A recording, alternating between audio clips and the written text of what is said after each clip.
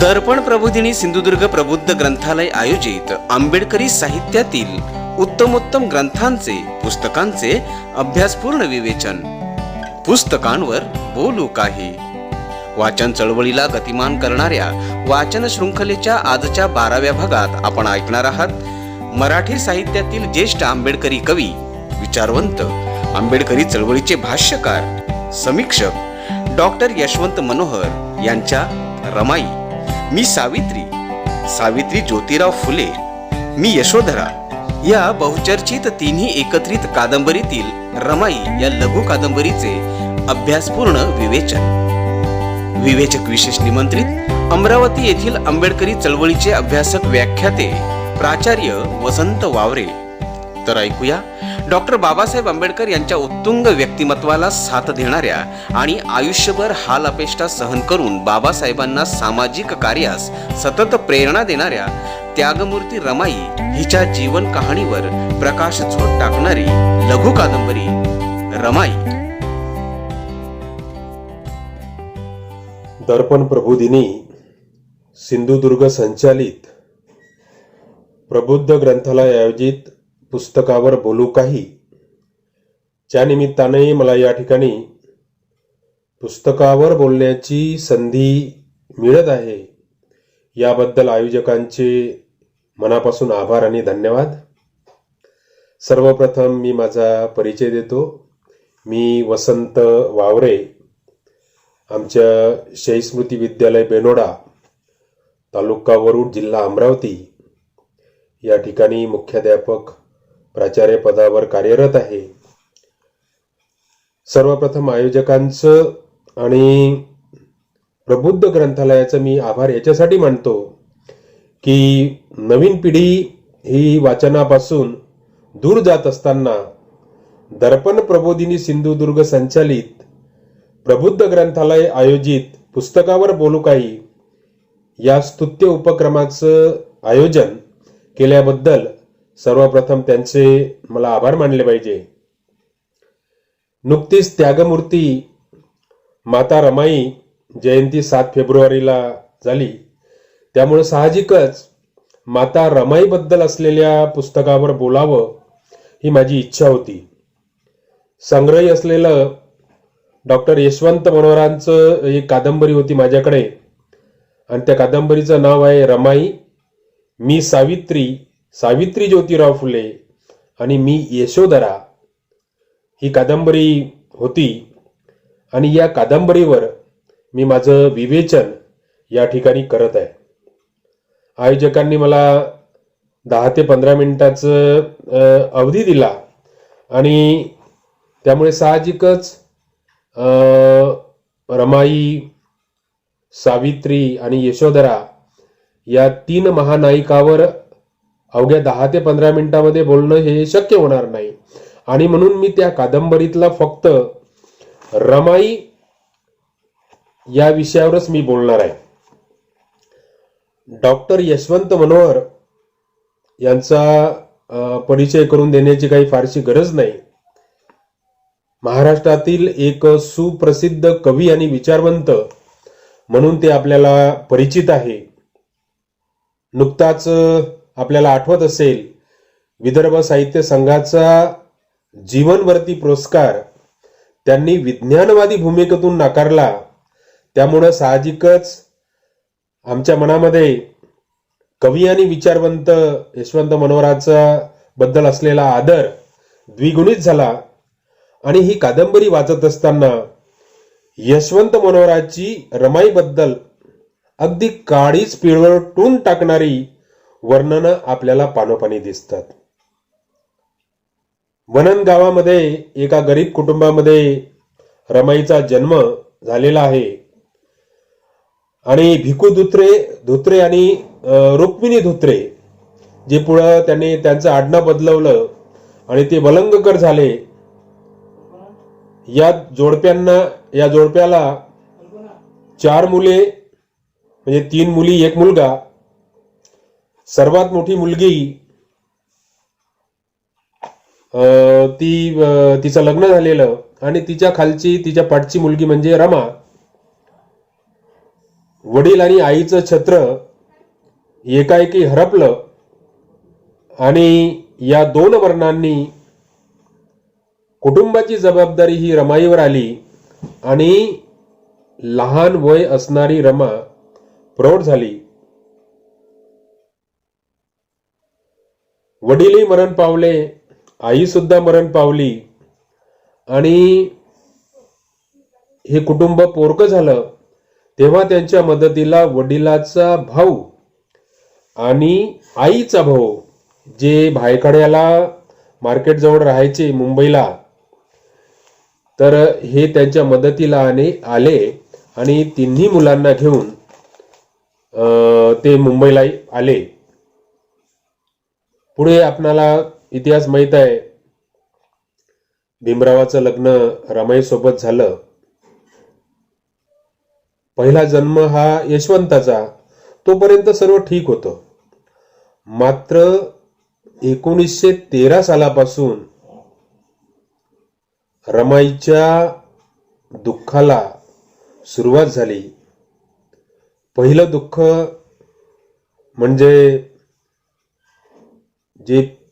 ज्यांची माया होती, ज्यांचा आधार होता, ते रामजी सुभेदार 1913 साली निघून गेले, वारले.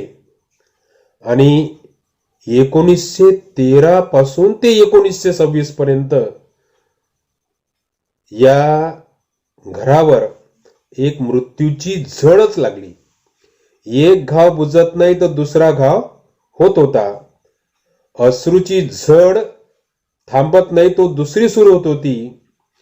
1913 ते 1917 या 4 वर्षात रमाईचे खूप हाल झाले.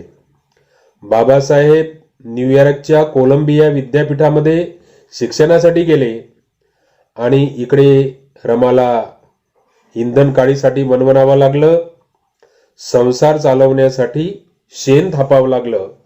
तिच्या हिरवळीतला संसार वाळवंटामध्ये आला. बाबासाहेब अमेरिकेला गेल्यानंतर जन्माला आलेला रमेश वर्षाच्या आत मरण पावला. त्याच्या मृत्यूची बातमी देताना रमा पत्रात असं लिहिते, रमेशच्या आजाराचं मुद्दाम तुम्हाला कळवलं नाही. तुमच्या अभ्यासात गुंतलेल्या मनाला झळ पोहोचू नये.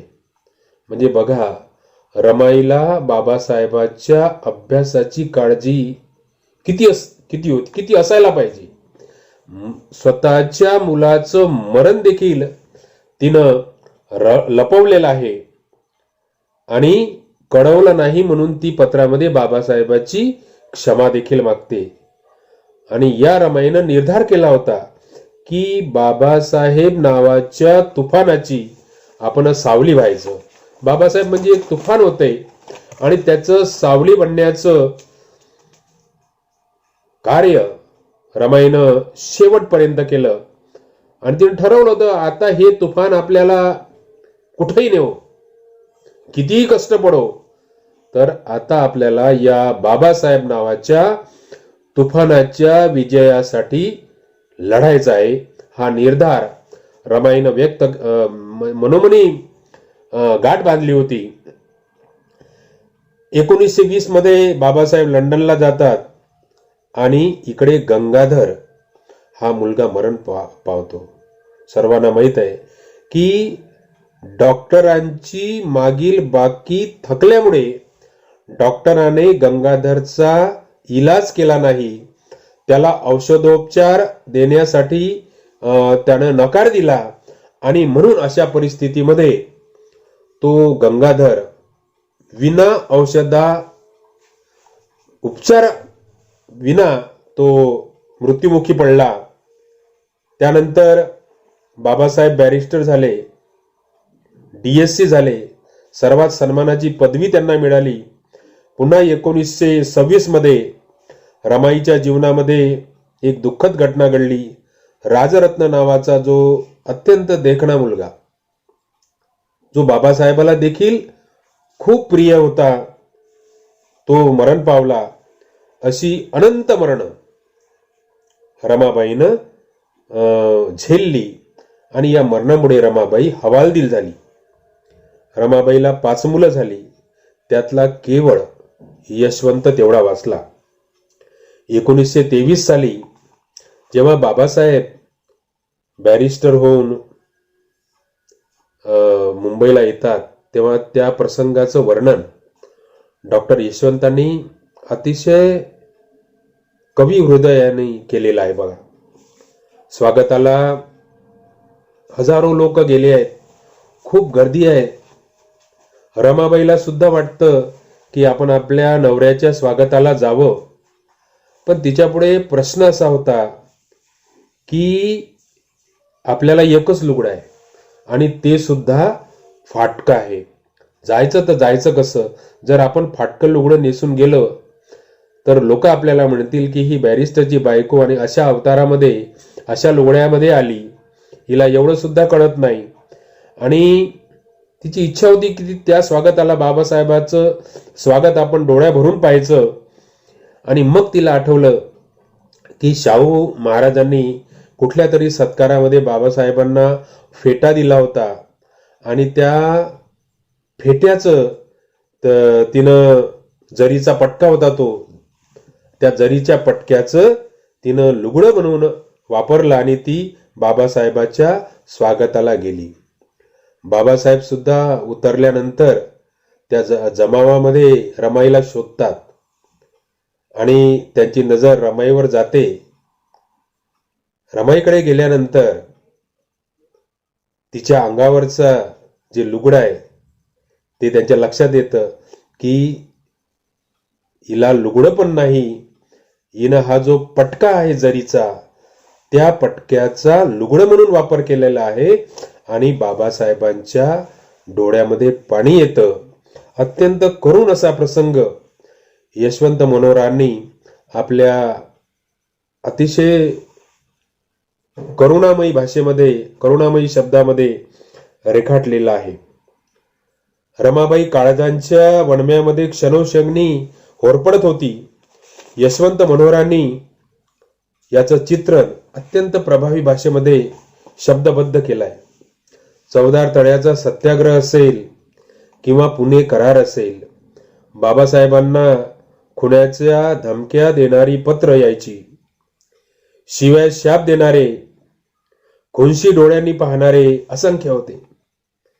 बाबासाहेबांचे शत्रू आणि त्याच्यामुळे माता रमाईच्या काळजीमध्ये वाढ झालेली होती. मात्र या सर्व प्रसंगात बाबासाहेब हिमालयासारखे निश्चल होते, पण रमा मात्र क्षणोक्षणी हवालदिल होत होती. क्षणभरही तिला स्वस्थता नव्हती. नीट जेवण नाही, नीट झोप नाही, सारखी बाबासाहेबाची काळजी. त्यामुळे तिची प्रकृती ढासळली. बाबासाहेब लंडनला जातेवेळी धारवाडच्या वसतिगृहाचा प्रमुख वराडे यांनी सांगितलं की रामूची तब्येत बरोबर नाही आहे आणि तुमच्या धारवाडची हवा चांगली आहे आणि तिला हवा पालट म्हणून आपण त्या वसतिगृहात न्यावं. वराडेंनी रमाईला धारवाडला आणलं वसतिगृहामध्ये आणि त्या ठिकाणी रमाईच्या प्रकृतीमध्ये थोडी सुधारणा होते. परंतु त्या ठिकाणीचा प्रसंग सुद्धा रमाईच्या त्यागाचं त्याग सांगतो. रमाईनं त्याग किती करावा की तिच्या एक दिवस लक्षात येते की स्वयंपाकघर सुन आहे. मुलांचा आवाज, मुलांचा कलकलाट, मुलांचा गडबड गोंधळ ऐकायला येत नाही. मुलं शांत आहेत. आणि रमाईच्या लक्षात येते की स्वयंपाकच बनला नाही. आणि मग तिनं कारण विचारलं वराडेंना. वराडेंनी सांगितलं की थकबाकी आहे आणि त्याच्यामुळे आपण या ठिकाणी त्याच्यामुळे अडचण निर्माण आलेली आहे.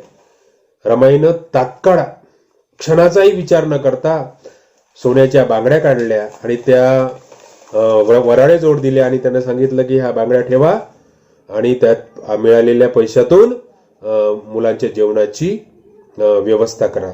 तर अशा प्रकारे माता रमाईनं मुलांसाठी तिचं मनस हे एक दयेचं असं भरलेलं होतं. कळवळा तिच्या मनामध्ये होता आणि तो या प्रसंगातून आपल्याला बेमालूमपणे यशवंत मनोहरांनी रेखाटलेला आहे. मी आधीच म्हटल्याप्रमाणे डॉक्टर यशवंत मनोहरांनी रमाई या कादंबरीत काळीच पिळवटून टाकणारे प्रसंग जिवंत केले आहे. आपण कळत न कळत रमाईच्या दुःखाशी एकरूप होऊन जातो. मुळात कादंबरी हा काही ऐतिहासिक दस्तऐवज नसतो, पण या कादंबरीमध्ये रमाईचे जे जीवन प्रसंग आलेले आहेत ते सत्याच्या अगदी जवळ जवळ आलेले आहेत. मनोहरांनी आपल्या प्रतिभेने आणि कवी हृदयाने यातील संवाद फुलविले आहे. ते संवाद वाचताना, मनोगत वाचताना ते तसेच असतील याची आपल्याला वाचकांना खात्री पटते. आणि यातच डॉक्टर यशवंत मनोहरांनी बाजी मारलेली आहे. आपल्याला असंच वाटते की रमाई असंच बोलली असतील, बाबासाहेब असंच बोललं असेल आणि हे डॉक्टर यशवंत मनोहरांचं यश आहे असं मी समजतो. आता या कादंबरीची वैशिष्ट्य अजून सांगतो तुम्हाला की रमाई जेव्हा ही कादंबरी लिहिली त्या ठिकाणी जे हेडिंग दिलेले आहे, शीर्षक दिलेले आहे, ते सुद्धा डॉक्टर यशवंत मनोहराच्या कविमनाची साक्ष देतात. त्याचे शीर्षक बघा, ऐसा दुःखाचा प्रवास, नव्या वळणावर, कुंकू लाविल रमान, सूर्यासोबत संसार, मृत्यूंनी सूड घेतला, चांदणं फुलवलं आगीतही, उद्ध्वस्त संसाराची चिंता, काळजांचा वणवा, आसवांच्या समुद्रातून प्रवास, रमाईच्या बांगड्या, विद्रोही पंढरपूर, तू नसतीस तर, करुणेच्या कवितेची अखेर, अंधार न मावळणारा. रमाई एक प्रसंग आलेला आहे. रमाई शेवटच्या घटका मोजत आहे. तिला बाबासाहेबांसोबत बोलायचं आहे, परंतु ती बोलू शकत नाही. शेवटच्या घटका मोजत आहे आणि कारण तिच्या वाणीनं दगा दिलाय, बोलू शकत नाही. आणि या करुणेच्या कवितेची अखेरमध्ये डॉक्टर मनोहर रमाईच्या मनातल्या विचारांना शब्दरूप देतात. रमाई बाबासाहेबांना मनोगतातून व्यक्त होते. ती काय म्हणते, तुम्ही माझे पती आहात. या एका सुखापुढे माझी 1000 दुःख पार मरून गेली आहेत. कोणीच कोणाला देऊ शकणार नाही ते तुम्ही मला दिलं.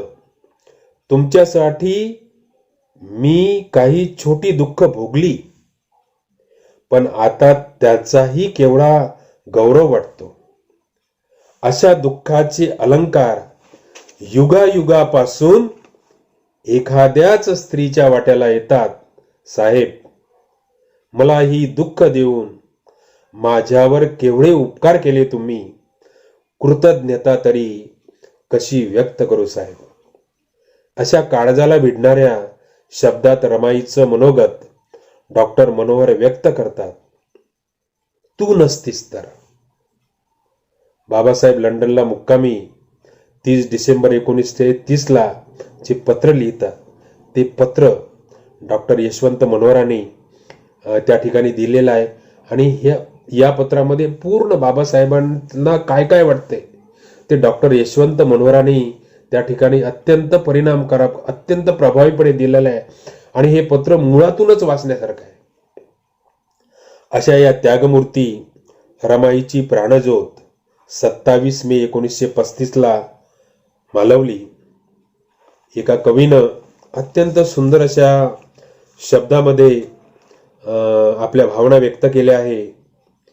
करुणेची कविता तू, मावत नाही कवितेतही, शब्दाशिवाय मैफिल तू, मावत नाही स्वरातही.